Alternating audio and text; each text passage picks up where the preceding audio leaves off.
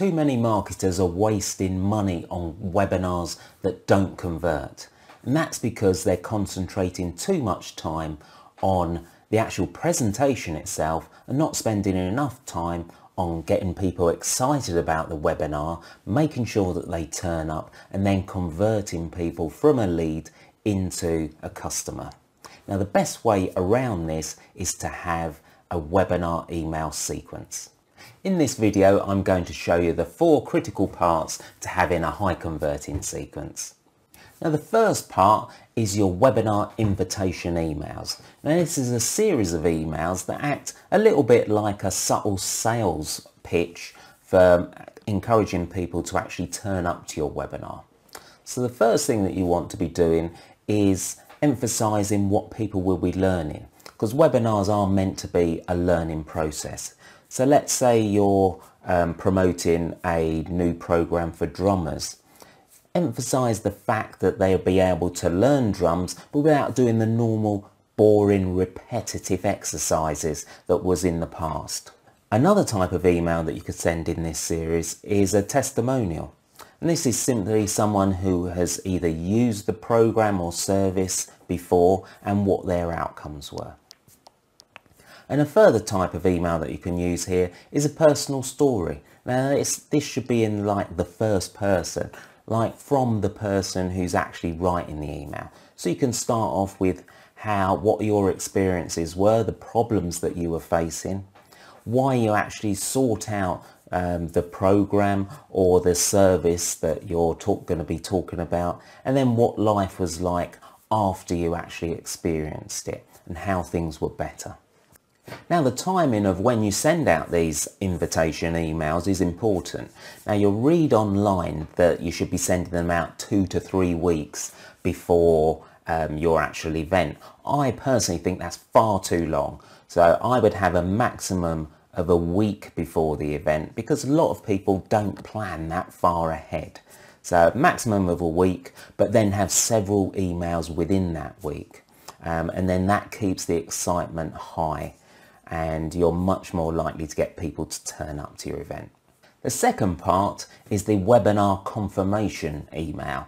Now, this is a very simple email, so when somebody registers for your webinar, they'll automatically be sent confirmation of the date and the time of the event. Now, ideally, you want to have the time translated into the user's time zones, because it's so frustrating when you turn up to a webinar and you're an hour late or an hour early. The other thing that should be in this email is just an encouragement for someone to put the date and time in their calendar, because you want to, as much as possible, try and make sure that people don't forget the event time. Now, this email will often be sent out automatically by your webinar software. So whether you're using Zoom or maybe GoToWebinar or Webinar Jam, they will all send out these confirmation emails automatically, and that's absolutely fine. You maybe just want to check the exact content that is being sent out, but it's fine to have them sent out from your software. The third part to our sequence are the webinar reminder emails, and I can't emphasize enough how important these are, because what we've been seeing recently is that webinar attendances have been going down.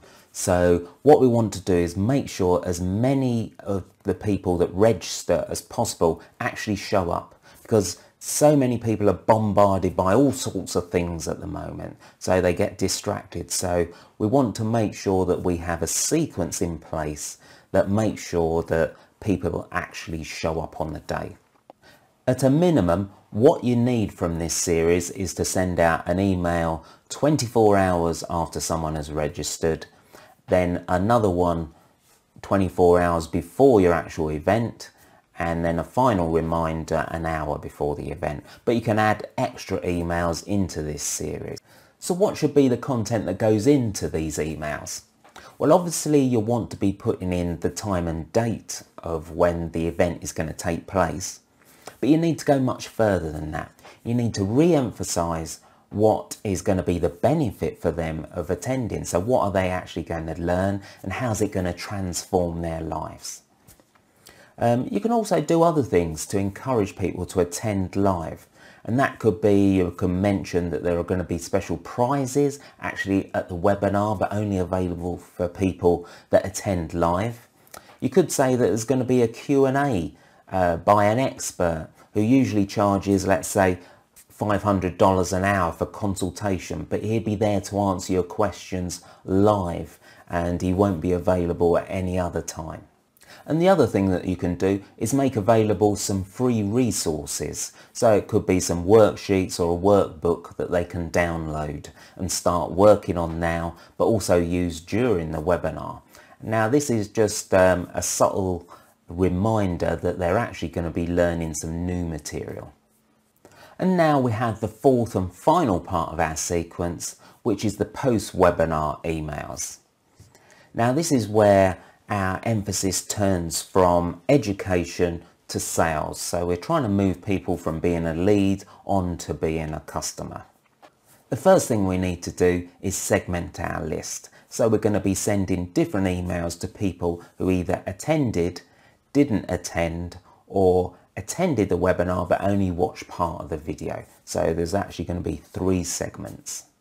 For the first segment of people who have attended the webinar, we're going to send them a follow-up series. Now, if they've attended and watched the whole of the webinar, it's likely that they're quite interested in what you have to offer, but maybe they need a little bit of reassurance before making a purchase. So for these people, it's a good idea to send emails that mention the guarantee. Maybe you've got a 30-day guarantee, so you're lowering the risk to them. You could also send some more social proof, so things like testimonials or case studies if you have them. And then there's also introducing some scarcity and urgency. So maybe you're introducing a program, but you're only making it available for the next 7 days, and then you're going to close the door and concentrate on your existing students and not open the doors again for maybe another 6 months. So that will make people more likely to purchase now than maybe put it off to the future.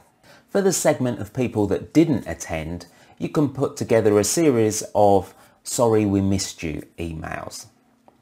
Now this is where you mention what they missed out on, but encouraging them to watch a replay of the webinar. If you're able to get a testimonial of someone who did actually watch the webinar and what they actually got out of it, that will be even more powerful to try and encourage these people to actually watch it. And for the third segment of people who watch part of the webinar, you can send them a "Hey, you missed the best bits" email sequence. Now this is an email which just says, yeah, we noticed that you watched part of the webinar, but you missed the best bit XYZ, which other people found really useful. And then again, encourage them to watch the replay. And that concludes the 4 parts to your webinar sequence: your invitation emails, confirmation emails, reminder emails, and post-webinar emails. Now, a lot of people are surprised to hear that you often need 20 to 30 emails in a webinar sequence. But the good news is, once you have them all set up, you can put them into your email software, so something like ConvertKit, ActiveCampaign or Kartra, and then they'll all be sent out automatically. If you would like help in writing or setting up your email sequences, I'm quite happy to help. Just contact me through my details in the description below this video.